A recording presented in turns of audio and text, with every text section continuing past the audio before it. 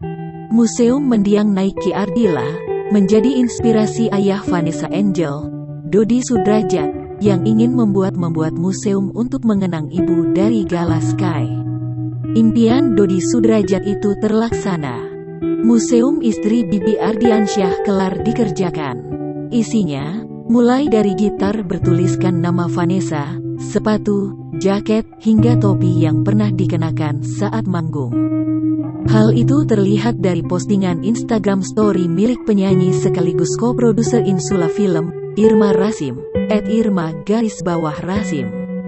Kemudian, postingan tersebut turut diunggah ulang di akun Instagram pribadi Dodi, @dodisudrajat_1. Unggahan itu lantas menjawab rasa penasaran publik soal bentuk dari museum yang dimaksud dari Dodi. Bebenah Museum Mungil, tulis @irma_rasim.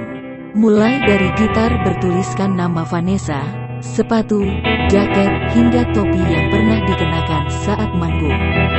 Disebut sebagai Museum Mungil, lantaran barang milik Vanessa dipajang dalam sebuah ruangan yang disulap seperti rumah museum.